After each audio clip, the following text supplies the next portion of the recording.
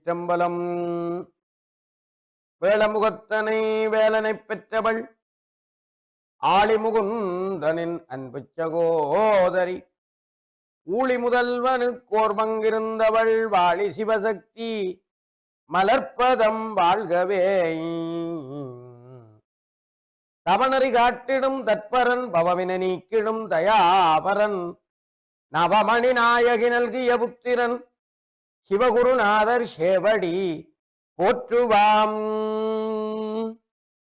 எல்லாம் வல்ல முழுமுதற் கடவுளாக முன்னின்று தடைகளை நீக்கி திருவருள் புரிகின்ற விநாயகப் பெருமானுடைய பாதார விந்தங்களை முதற்பண் பணிந்து கொண்டு அடியேனுடைய குலதெய்வம் குருநாத சுவாமிகளையும் ஆத்மீக குருவள்ளல் அருக்கோய் விநாசித்தம்பி புலவரையா அவர்களுடையதும் பாதம் பணிந்து குருவருளையும் திருவருளையும் நிறைவாக வேண்டிக் கொண்டு ஓம் டிவி நேர்கள் அனைவருக்கும் இந்நேர வணக்கங்களை பக்திபூர்வமாக தெரிவித்து ஆன்மீகம் அறிவோம் என்ற தெய்வீக திருநிகழ்ச்சியூடாக உங்களோடும் இன்றும் இணைந்து கொள்கிறோம். கந்தப்பெருமானுடைய திருப்பெருங்கருணையினாலே அவருடைய திருமூர்த்தங்களுடைய சிறப்புகளை நாங்கள் பார்த்து வருகிறோம். இன்றைய தினம் பிரம்ம சாத்த மூர்த்தி என்ற மூர்த்தத்தினுடைய தனிப்பெரும் சிறப்புகளை பார்ப்பதற்கு திருவருள் கொண்டிருக்கிறோம். இதற்கு முன்பு அஜவாகன மூர்த்தம் அல்லது அருளாரூட மூர்த்தம் பற்றி பார்த்து கொண்டோம். அதனைத் தொடர்ந்து நாங்கள் கூறக்கூடிய ஒரு தெய்வீக திருமூர்த்தம் இது. ஓம் பிரம்மசார்த்த மூர்த்தியே நமக என்று முருகப்பெருமானை மந்திரங்கள் கூறுகின்றன. இந்த திருமூர்த்தத்தை முருகப்பெருமான் எதற்கு எடுத்துக்கொண்டார் என்பதை நாங்கள் இன்றைக்கு பார்க்க இருக்கின்றோம். கந்தப்பெருமான் கைலியங்கிரியிலே 109 வீரர்களுடன் விளையாடி கொண்டிருக்கிறார். எப்போதுமே தாய் தந்தையை வணங்கிவிட்டு அண்ணன் விநாயகப் பெருமானோடும் சேர்ந்தும் அவர்கள் திருவிளையாடல்கள் புரிவார்கள். விநாயகப் பெருமான் இல்லாத நேரத்திலே கந்தப்பெருமான் 109 வீரர்களுடன் கைலியங்கிரி வாசலிலே அவர்களுடைய கந்த உலகத்திலே அவர்கள் விளையாடி கொண்டிருப்பார்கள். அவர்களுடைய அழகை பார்ப்பதற்கே அங்கே பல தேவர்கள் சென்று பெருமானுடைய அனுமதியை கேட்டு இந்த கண்கொள்ளாத காட்சிகளை கண்டுகளிப்பார்களாம்.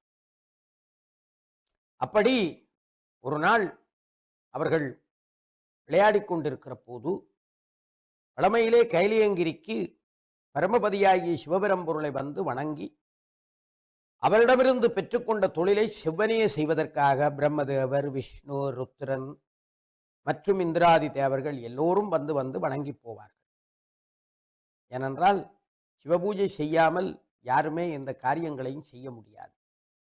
எல்லாவற்றுக்கும் மேலானது சிவபூஜை. சிவபூஜையை செய்து எங்களுடைய பாவங்களை வினைகளை நீக்கி நாங்கள் எங்கள் நல்ல காரியங்களை செய்ய வேண்டும்.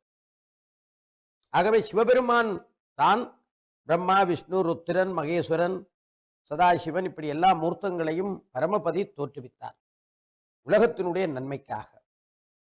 எத்தொழிலும் செய்ய வேண்டிய தேவையில்லாத சிவபெருமான் உலகத்தின் நன்மைக்காக, உலகத்தை ஈடேற்றுவதற்காக இந்த பஞ்சகிருத்தியங்களை செய்கிறார் என்பது சைவ சித்தாந்தம். ஆகவே இந்த தேவர்கள் எல்லோரும், தெய்வங்கள் எல்லாம் சிவனை சென்று கைலியங்கிரியிலே நமஸ்காரம் பண்ணி வணங்கி துதிபாடி பெருமானுடைய அனுக்கிரகத்தை பெற்று செல்வது வளமை அந்த வெள்ளியங்கிரிக்கு. அந்த வகையிலே தான் ஒரு நாள் பிரம்மதேவர் தன்னுடைய படைபரிவாரங்களோடு கணங்களோடு கைலியங்கிரிக்கு வருகிறார். பிரம்மதேவர் கைலியங்கிரிக்கு வருகிற காலத்திலே அவரோடு கிண்ணரர், கிம்புருடர், சித்தர்கள், வித்தியாதரர்கள், யோகிகள், ஞானிகள் எல்லாரும் கூட வருவார்கள். படைத்தல் தெளிதை செய்கின்ற பிரம்மதேவர் சரஸ்வதியோடு வருகிற போது இவர்களும் வருவார்கள். அதிலே கிண்ணரர், கிம்புருடர். கிண்ணரர் என்றால் யாரு உங்களுக்கு தெரிய வேண்டும். மனித முகமும் குதிரை உடம்பும் கொண்டவர் கிண்ணரர். கிம்புருடர் என்பவர் மாறிய மனித உடலும் குதிரை, மனித முகமும் குதிரை உடலும். கிம்புருடர்கள் என்பவர்கள் குதிரை முகமும் மனித உடம்பு. அதே போல சித்தர்கள் சித்திகள் செய்பவர்கள், வித்தியாதர்கள் அற்புதமான வித்தைகளிலே வல்லவர்கள். இப்படியெல்லாம் பிரம்மதேவருடைய படைப்பிலே பல அற்புதங்கள் இருக்கிறது. அவர்கள் எல்லாம் கூட வருவார்கள். இப்படி இவர்கள் எல்லாரும் கைலேங்கிரிக்கு வருகிறார்கள். வருகிற போது முருகப்பெருமான் தம்பிமாரோடு விளையாடி கொண்டிருக்கிறார். பிரம்மதேவர் முருகப்பெருமானை கணக்கிலே எடுக்கவில்லை. இவர் என்ன, ஒரு குழந்தை, பாலந்தானே, சின்ன பையன், அவர் விளையாடி கொண்டிருக்கிறார் என்று கண்டும் காணாதது போல. சொல்லுவார்கள், நித்திரை கொள்பவனை, உண்மையாக நித்திரை கொள்பவனை எழுப்பலாம், ஆனால் நித்திரை கொள்பவன் போல நடிப்பவனை எழுப்ப முடியாது. எங்களுடைய உலகத்திலே அது ஒரு அடிக்கடி சொல்லப்படுகிற ஒரு விஷயம். உண்மையாக நித்திரை கொள்பவனை தட்டில எழும்பிடுவான், ஆனால் நித்திரை கொள்வது போல நடிப்பவனை, பாசாங்கு பண்ணுபவனை எழுப்ப முடியாது. அதே போல இந்த பிரம்மதேவர் என்ன செய்கிறார், கண்டும் காணாம போகிறார். அப்படி பார்க்கிறார், பார்த்துட்டு வேற என்ன ஒரு அலட்சியம். இந்த அலட்சியம் கந்தப்பெருமானுக்கு ஒழிக்க முடியுமா? முருகப்பெருமானுக்கு யாருமே எதுவுமே ஒழிக்க முடியாது. பாருங்கள், அவர் யாவும் அறிந்த பெருமான். முருகப்பெருமான் அதை உடனே உணர்ந்து கொண்டார். ஓஹோ, சிவன் வேறு நான் வேறு என்று பார்க்கிறார். அதுதான் அங்கே முக்கியமான ஒன்று. இங்கே பிரம்மதேவர் சிவன் வேறு முருகன் வேறு என்று வேறுபடுத்தி பார்க்கிறார். இதுதான் அங்கே விபரீதம் உண்டாவதற்கு முக்கியமான ஒன்று. சிவன் வேறு முருகன் வேறு என்று பிரித்து பார்க்கக்கூடாது. சிவன் வேறு முருகன் வேறு என்று பிரித்து பார்ப்பவர்கள் மலத்துள் பட்ட புழுவாகவும், இழிவான மலத்தை உண்ணுகின்ற பன்றியாகவும், இன்னும் பயங்கரமான ஒரு கேவலமான பிறப்புகளை எடுப்பார்கள் என்று அத்தனை நூல்களும் சொல்கின்றது. ஆகவே ஒரு நாளும் நாங்கள் பிரித்து பார்க்கக்கூடாது. சொல்லுவார்கள், சிவபூஜை செய்பவர்கள் கூட கந்தப்பெருமானையும் இணைத்து பூஜை செய்யாவிட்டால் பெருங்குற்றத்துக்கு ஆளாவார்கள் என்று பல நூல்கள் சொல்லுகிறது. அதான் யாழ்ப்பாணத்து கலாச்சாரம், கந்தபுராண கலாச்சாரம். நாங்கள் சிவனை பரமபதியாக கருதுகிற அதே நேரம் கந்தப்பெருமானையும் சேர்த்து கந்தபுராணம் படித்து கந்தபுராணத்தோடு சிவபூஜையோடு வேல் வைத்து வழிபாடுகிற மரபை கொண்டவர்கள் யாழ்ப்பாணத்து மக்கள். அதனால்தான் பெருமையோடு உலகம் கந்தபுராண கலாச்சாரம் என்று பெருமையோடு சொல்வது யாழ்ப்பாணத்தை. பல நூல்களிலே இது ஆதாரமாக சொல்லுகிறது. நாங்கள் பல பேர் சிவபூஜை செய்கிறோம். சிவபூஜை செய்கிற போது நிச்சயமாக கந்தப்பெருமானையும் சேர்த்து பூஜிக்க வேண்டும். இல்லாட்டில் இளையும் பிறவியில் அகப்படுவோமாக என்று சொல்லுகிறது. நிறைய நூல்கள் சொல்லுகிறது. ஆகவே இங்கே சிவன் வேறு முருகன் வேறு என்று வேறுபடுத்தி பார்த்து அப்படி போகிறார். போகிற போது முருகப்பெருமான் அப்படி கையிலே தட்டினார். போய் இங்க வாரும் என்று கூப்பிட்டார். அப்போதான் பிரம்மதேவருக்கு நடுக்கம் வருகிறது. சொல்லுவார்கள், பிழையச் செய்தவர்களுக்கு தங்களை அறியாமலே ஒரு நடுக்கம் வரும் என்று சொல்லுவார். இங்கே கந்தப்பெருமானுக்கு முன்னிலையிலே தான் பிழை விட்டு விட்டேன் என்றதை பிரம்மதேவர் உணர்கிறார். தன்னை அறியாமலே அவருக்கு கை கட்டுகிறது. கை இப்படி கட்டிக் கொள்கிறார். பேசாம தலையை மெல்லமா சாட்சி பதுங்கி பதுங்கி வருகிறார். பாலமுருகன் ஒன்றும் தெரியாதவராக சிரித்து கொண்டு, ஓய் நீ யாரு என்று கேட்கிறார். அவருக்கு எல்லாம் தெரியாத, அவரும் முற்றுமறைந்தவர், அவருக்கு எதுவும் தெரியாம இருக்குமா? கேட்டார், நீ யாரப்பா என்று. இவர் சொன்னார், நான் தான் படைத்த தொழிலை செய்கின்ற பிரம்மதேவர். ஓ, நீங்க தான் படைப்பு தொழில் செய்கிறாளோ? நல்லது நல்லது நல்லது. எங்கே வந்தீர்கள்? இல்லை, நான் உங்க தந்தையாரை சிவபெருமானை வணங்க. நல்லது நல்லது, நல்ல விஷயம். அப்பாவை நெடுக வணங்குவீங்களா? ஓ, நான் நெடுக வணங்கி தந்தையாரை அருளால தான் நான் இந்த தொழிலை செய்து கொண்டேன். நல்லது நல்லது. இப்போ படைப்பு தொழில் பெரிய தொழிலோ? ஓம் ஓம், அதுதான் முதல் தொழில் ஐயா என்று சொல்லுகிறார். முருகப்பெருமான் ஒரு புன்சிரிப்போடு இருக்கிறார். தம்பிமார் சூழ்ந்திருக்கிறார்கள். எப்பவும் தம்பிமார் காவலுக்கு நிற்பார்கள். முருகப்பெருமானை பூஜிக்கின்ற போது 109 வீரர்களையும் பூஜிக்க வேண்டும் என்று பாரதந்திரம் உட்பட அத்தனை நூல்களும் சொல்லும். பல பேர் அதை மறந்து விடுவது உண்டு. சில கோவில்களிலே கட்டியம் சொல்லுகிற போது முருகப்பெருமானுடைய கோவில், மற்ற கோவில்களை விடுவோம், முருகப்பெருமானுடைய கோவில்களிலே கட்டியம் சொல்லுகிற போது இந்த 109 வீரர்களையும் கட்டியத்திலே சொல்ல வேண்டும். ஏனென்றால் அண்ணனை விட்டு பிரியாது அவர்கள் சூழ்ந்து கொண்டே வந்து கொண்டிருப்பார்கள். மற்ற தெய்வங்களை எல்லாம் நாங்கள் கட்டியத்திலே சொல்லுகிறோம். ஆனால் அது எல்லாவற்றையும் விட மிக முக்கியமானது 109 வீரர்களை சொல்ல வேண்டும். அண்ணனை விட்டு அவர்கள் வீரபாகு தேவர் உட்பட ஒருதரும் பிரிய மாட்டார்கள். அவர்கள் சூழ்ந்திருக்கிறார்கள். பிரம்மதேவர் தலைசாய்த்து முழிசிக் கொண்டிருக்கிறார். பிழை செய்தவனுக்கு, குற்றமுள்ளவனுக்கு மனதிலே உறுத்தும் என்று சொல்வார்கள். சரி, படைப்பு தொழிலை எப்படி செய்கிறீர் என்று கேட்கிறார். சுவாமி, நான் வேதங்களை வைத்துக்கொண்டு படைப்பு தொழில் செய்கிறேன். இப்போ வேதம் தெரியுமா? ஓம், இருக்கு, யசுர், சாமம், அதர்ணம் 4 வேதங்கள் இருக்கிறது. அப்ப இருக்கு வேதம் தெரியுமா? இருக்கு வேதத்திலே இருந்து கொஞ்சம் போதுங்கள் பார்ப்போம் என்று நான் கேட்போம் என்று முருகப்பெருமான் சிரித்துக் கொண்டு நன்று என்று சொல்லிவிட்டு பிரம்மதேவர் ஓம் ஓம் என்ற பிரணவத்தை உச்சரித்து, ஓம் என்றதை உச்சரிக்காமல் எந்த மந்திரங்களையும் எந்த வேதங்களையும் சொல்ல முடியாது. அது பிரணவ மந்திரம். அந்த ஓம் என்ற பிரணவ மந்திரத்தை உச்சரித்துக் கொண்டு இருக்கு வேதத்தை சொல்லத் தொடங்குகிறார். கொஞ்சம் தூரம் சொல்லிக் கொண்டு போகிற அளவில் நிறுத்துங்கள் நிறுத்துங்கள் என்று சொன்னார் முருகப்பெருமான். சரி, நீங்க முதல்ல சொன்னது என்ன என்று கேட்ட தெரியாது போல. முருகப்பெருமானே, அது ஓம் என்ற பிரணவம் என்றார். ஓம் என்ற பிரணவத்தை பற்றி உங்களுக்கு நன்றாக தெரியுமா என்று பாலமுருகன் கேட்கிறார். பிரம்மதேவர் கைகட்டி கொண்டிருந்தவர் சொன்னார், நன்றாக தெரியும். நான் இந்த சிவபெருமானிடமிருந்து இந்த உபதேசங்களை பெற்று அந்த மந்திரங்களை உச்சரித்துத்தான் இந்த படைப்பு தொழிலை எல்லாம் செய்து கொண்டிருக்கிறேன் முருகா என்று சொல்கிறார். சரி சரி, அந்த ஓம் என்ற பிரணவத்தை பற்றி சொல்லுங்கள், அதனுடைய பொருளை சொல்லுங்கள் என்று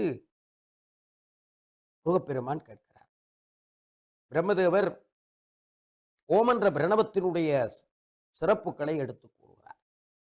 இந்த ஓம் என்ற பிரணவ மந்திரம்தான் எல்லா மந்திரங்களுக்கும் மூலமானது. ஓம் என்ற பிரணவத்தை உச்சரிக்காமல் எந்த மந்திரங்களையும் சொல்ல முடியாது.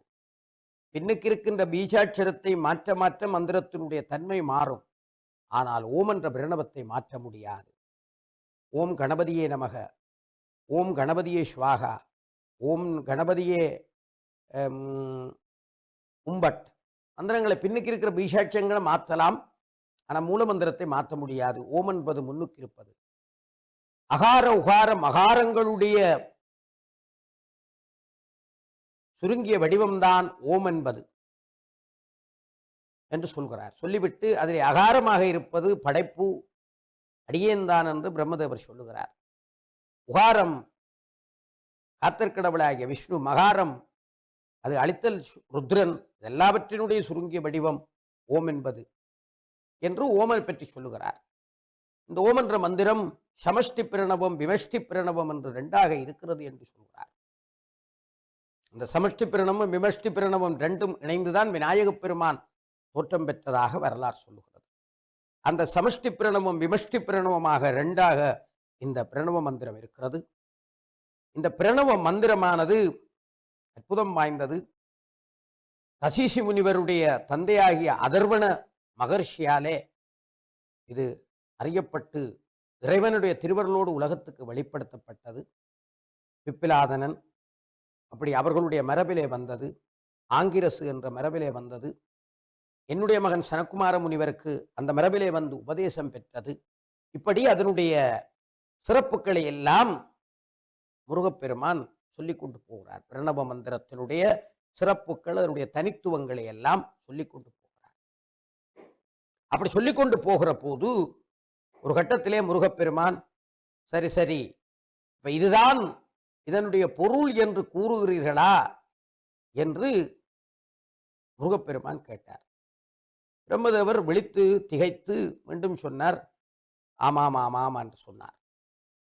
முருகப்பெருமானுக்கு கோபம் தலைக்கேறியது. பிரணவத்தினுடைய பொருளை சொல்லுமாறு கேட்கிற போது பிரணவத்தினுடைய பொருளை கூறாமல் பிரணவத்தினுடைய சிறப்பு அதுகளை பற்றி எல்லாம் சொல்லிக் கொண்டிருக்கிறேன். இப்ப பிரணவத்தினுடைய முழுமையான பொருள் உமக்கு தெரியவில்லை, எப்படி இந்த படைப்பு தொழிலை நீ செய்கிறீர் என்று ஒரு பயங்கரமான துணியோடு உரைத்து கேட்டார். ஒரு முறைத்து பார்த்து கொண்டு இந்த பார்வையிலேயே பிரம்மதேவருக்கு நடுநடுக்கம் ஏற்பட்டு விட்டது. என்றால் இந்த பிரணவத்தினுடைய சிறப்புகள் அதுகளை பற்றி சொல்லிக் கொண்டு போனாரே தவிர பிரணவத்தினுடைய பொருளை சரியாக முருகப்பெருமானுக்கு சொல்லவில்லை. இதனுடைய பொருளே உமக்கு தெரியாம இருக்கிற போது நான் வேறு சிவன் வேறு என்று வேறுபடுத்தி பார்க்கிறேன் என்ன என்று முருகப்பெருமான் நெஞ்சுக்குள்ள நினைக்கிறார். அந்த அந்த விபரீதத்தால் தான் இந்த நிலவும் வந்தது. இந்த பிரணவத்தினுடைய தனித்துவங்கள் முழுவதும் பிரம்மதேவருக்கு தெரியவில்லை. அவர் பிரம்மதேவர் பிரணவ மந்திரத்தை பற்றி அறிந்திருந்தாரே தவிர அதனுடைய ஆழமான பொருளை அவர் முழுமையாக தெரிந்தார். அதை சொல்லவும் முடியவில்லை. பிரணவத்தினுடைய பொருளே தெரியாத உமக்கு எதற்காக இந்த தொழில் என்று ரொம்ப கோபம் கொண்ட முருகப்பெருமான் ஓங்கி பிரம்மதேவருடைய சிரசிலே குட்டினார். எப்படி இருக்கும்? ஒரு தலைக்கு 3 கை குட்டு விழுந்ததாம்.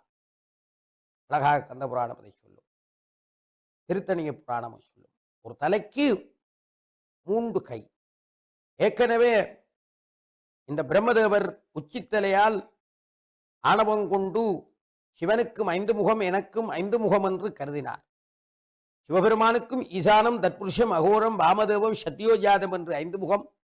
பிரம்மதேவருக்கும் ஆதியிலே 5 முகம் இருந்தது. 4 முகம், நடுவிலே உச்சியில் 1 முகம்.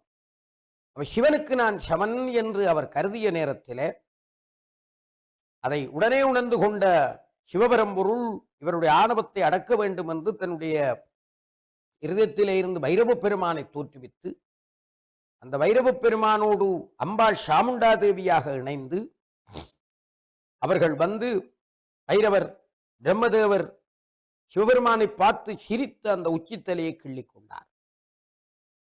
இதனால் 5 தலை கொண்ட பிரம்மதேவர் இப்போது 4 தலையாக மாறிவிட்டார். எத்தான் கந்தபுராணம் சொல்லும். பரமனை மதித்திடா பங்கையாசனன் ஒருதலை கிள்ளியே ஒளிந்தனம் வானவர் குருதியும் அகந்தையும் கொண்டு தண்டமும் புரிதரு வடுகனை போற்றுதல் செய்வாம். அப்படியே உச்சித்தலையை கிள்ளி விட்டார். தன்னை கையில் வச்சிருக்கிறார் பிரம்ம கபாலம். அங்கே அந்த சிந்திய உதிரத்தை சாமுண்டா அம்பிகை குடித்துக் கொண்டார். சாமுண்டா அம்பிகை அள்ளி அள்ளி குடிக்கிறார்.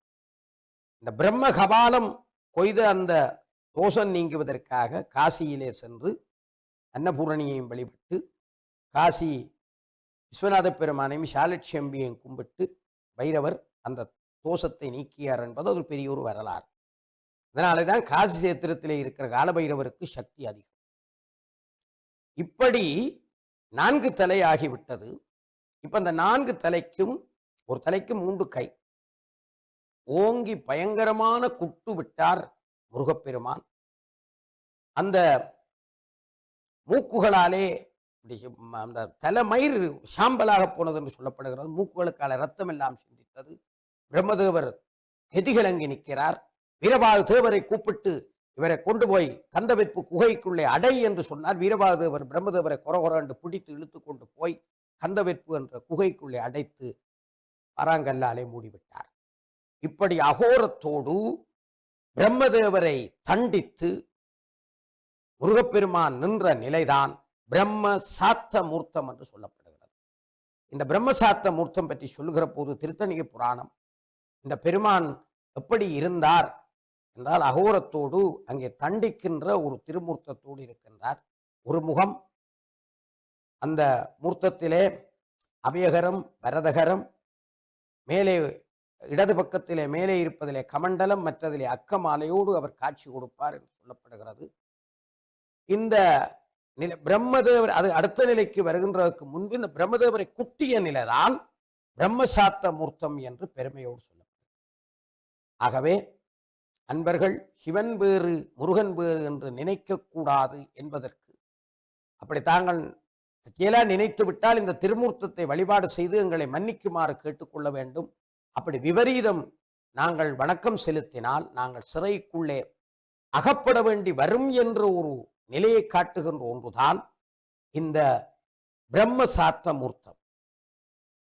ஆகவே நாங்கள் இதுக்குள்ளே இன்னொரு உண்மையை உணர்ந்து கொள்ள வேண்டும். முழுமையாக நாங்கள் ஒன்றையும் அறியாமல் நாங்கள் நுனிக்கொம்பு படிப்பு படித்து கொண்டு எங்களை விட பெரியாக்கள் உலகத்திலே இல்லை என்று நாங்கள் நினைக்கக்கூடாது.